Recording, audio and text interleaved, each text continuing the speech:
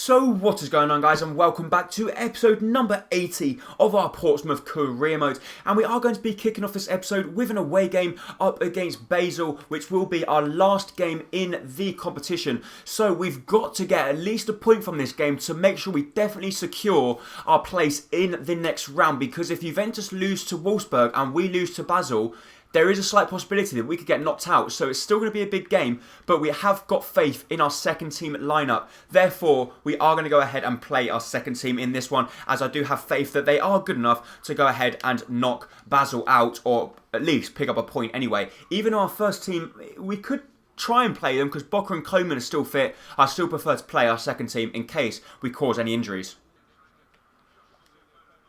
And we go ahead and pick up the first goal just 9 minutes in. Leon Bailey has won the ball at the far post. He looks second to none to that one. It looks like he was never going to win that ball in the air. But Ben Pedrosa down the right hand side, a lovely first time ball into the box. It looked like Leon Bailey was never going to win that one, but he manages to win it and squeeze it in at the near post. And he picks up his first goal in the group stage. And that could be the goal that secures us a place in the next round. However, they give the ball away to Ryan Gould.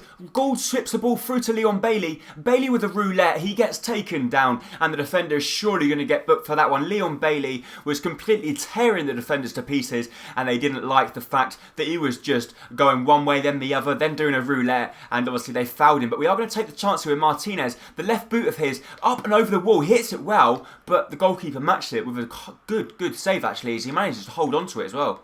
Mbolo's been played through here. He's through one-on-one with Christopher Shiplock. If he can find the back of the net, thankfully for us he can't, because Shiplock pulls off a fantastic one-handed save at his near post. Breed Mbolo caused us all sorts of trouble there. His pace and strength, we can't deal with him. Have a good ball through to Ryan Gould. Gould over the top to Martinez. Martinez is through, and Martinez finds the back of the net. And this guy is in really good form. We were struggling to score with him. We were criticising him a few episodes ago, saying that we're really struggling. We couldn't find the back of the net of him. And now he's scored 2 goals in quick succession. Ryan Gould with a good ball over the top. It's a good first touch, and a lovely finish from him right into the top-hand corner. Have we got a chance to win the third here? We've got the ball to Kishner. Kishner plays the ball back to Martinez, who's actually got quite a bit of stamina left in him, which is quite unusual in this stage of the game. Can he pick up his second of the game? No, he can't, because the goalkeeper pulls off a really good save. It only comes out as far as Banton. Banton's first touch is diabolical, and that is it. The referee's going to blow the full-time whistle. A little bit unfortunate that Martinez couldn't pick up his second of the game, as the goalkeeper pulled off a really good save there to deny him. But we have secured our place into the next round of the Champions League, which is really good news for us. I don't know how Juventus got on. If Juventus lost, there is a possibility that we might have gone top. Ryan Gould is my man in the match. As you see there, we did play a lot better than Basel, and Wolfsburg actually lost against Juventus. So Juventus go through top of our group. We go through second, but we're going to have to wait and see who we get drawn. So look at that, guys. We get given 12 million for going through to the next round of the Champions League. And what we're going to do with that 12 million is convert it all to wages as we are in December. And we're going to go ahead and maybe try and sign 2 or maybe even 3 world-class players on pre-contracts. But before we do that, we've got a massive game away from home up against Liverpool, which we have got our first team available for. So there's no reason why we can't go out and pick up all 3 points. Have a good chance for Liverpool here. They play a ball through to Nathaniel Klein. And, wow, Balotelli in this game is causing us all sorts of problems. No wonder why he's top goal scorer, because he is just in inspired form, and we just cannot contain him. Every time he's got the ball, he's either doing something with it or having a decent shot on goal. This time they put the ball in the box, and Sacco wins it. Can we go on the counter? We've got plenty of pace on the counter, but Boca loses it, and we give the ball away. That's a dangerous place to give the ball away there. Have a Liverpool once again with a good chance to play a ball through to Mario Balotelli. And this time Shiplock makes the save, but we are going to make some substitutions as a few of our players are starting to tire. So I don't know who to bring on. We can bring on these 2 guys who are in inspired form. I think Bailey we can bring on the left, because Bailey I think can play left. Yeah, he can. So Bailey can come on the left. We're going to bring Martinez on for Mastor, and we're going to bring Kingsley Coman back to Cam. Let's see if that can instate a little bit more pace. So look at the 5 players we have up top. They're just full of pace.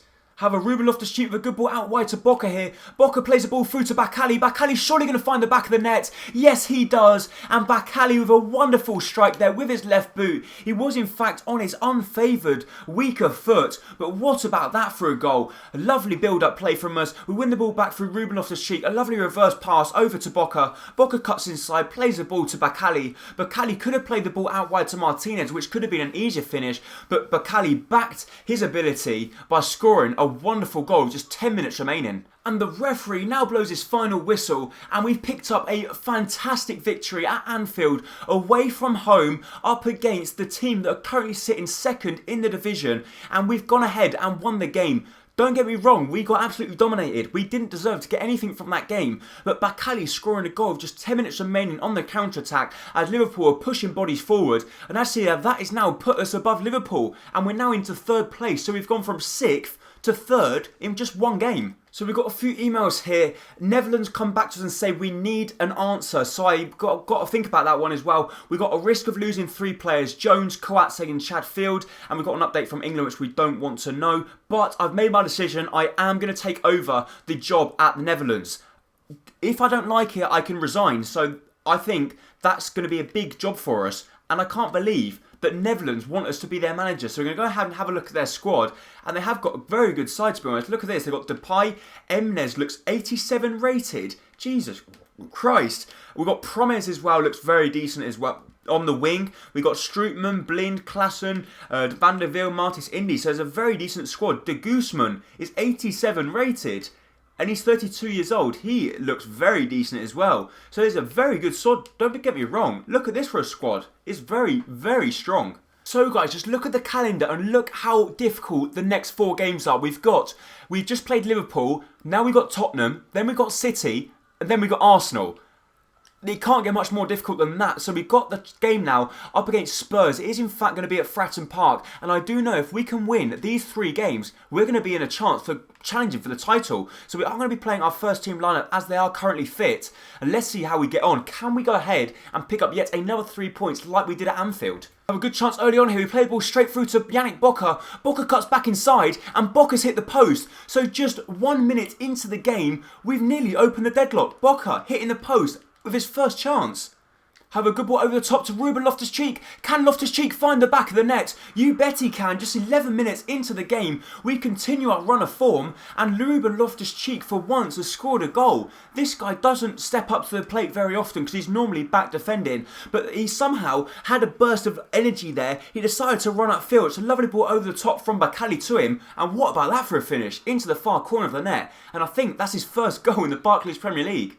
However, we've got the chance to wrap up the game here. Zakaria Bakali, all he had to do is put a decent ball over the top, and Yannick Boca would have been through, but we try and win the ball back. They pump the ball upfield. We've got to win that, which we don't. Kyle Walker's on the ball. We play the ball back to our goalkeeper, but it doesn't matter. The full-time whistle goes, and we picked up 6 vital points out of 6. We beat Liverpool at Anfield, and now we go ahead and beat Spurs at Fratton Park. 6 vital points for us, and 6 points which could, in fact, help us maybe go to the top of the league. We'll have to wait and see as soon as the home screen loads. Are we top? No, we're not. We're currently still sitting in 3rd, but we're still 2 points behind the leaders and only 1 behind 2nd. So it's a very tight league. But before we finish this episode, we are going to do some player training, and let's see if either Bakali or Yannick Boca can reach the next rating. Unfortunately not, as Boca picks up an F once again in headers and volleys. It's supposed to be quite simple for him, but it's stuff that he's lacking in. His volleys and headers, they're not that good. However, that is in fact going to be it for this episode. If you did enjoy it, please make sure to hit the like button down below, as it is going to be hugely appreciated. And I really hope to next time very, very soon for the next episode of whatever that career mode might be. Thank you. Bye-bye.